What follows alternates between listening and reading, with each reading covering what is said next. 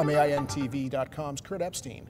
One of the most anticipated events at each year's NBAA is the release of the annual Honeywell 10-year aviation market forecast. I'm joined here today by Rob Wilson, president of Honeywell Business and General Aviation Aerospace. Rob, welcome. Thanks, Kurt. Glad to be here. Now, your forecast is prepared in advance of NBAA. What effect do you think the recent financial events would have on it?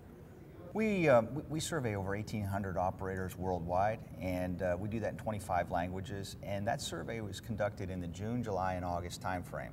So it doesn't factor in the most recent events on Wall Street, but it certainly factors in the slowing economy that's been seen over the last few months in the United States, and certainly takes into account the fuel prices. Okay.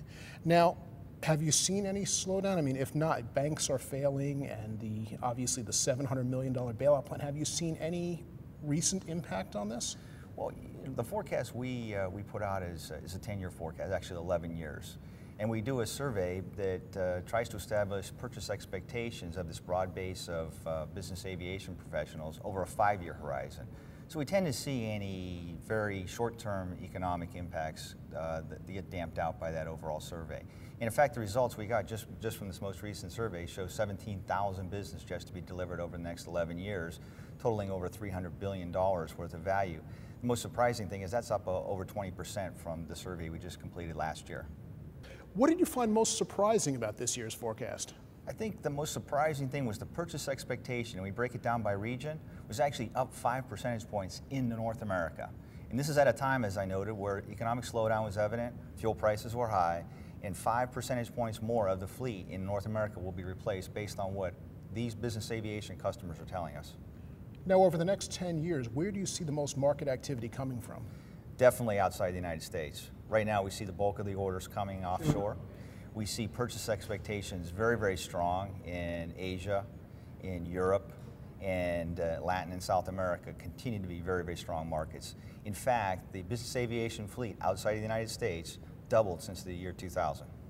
What indications have you seen to suggest that there is changes coming to the business aviation market? Kurt, I have to tell you, there's certainly storm clouds on the horizon. We see flight hours declining. You know, the FAA, most recent FAA data shows August down 18% from a year ago. The year-to-date figures are between 6 and 8% down in the United States. But recent data from Eurocontrol, which is still in positive territory, year-over-year growth in flying hours, is now stabilized. So there's some view that says across the global fleet, we're probably slightly flat to maybe slightly down in total flying hours. That said, we also see climbing used jet inventories.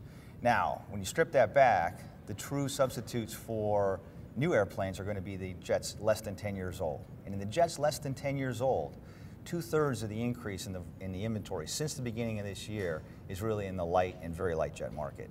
So the majority of the larger jets that we survey in our survey show fairly stable inventory in the used jet market. Now, you mentioned the growing backlog of used aircraft.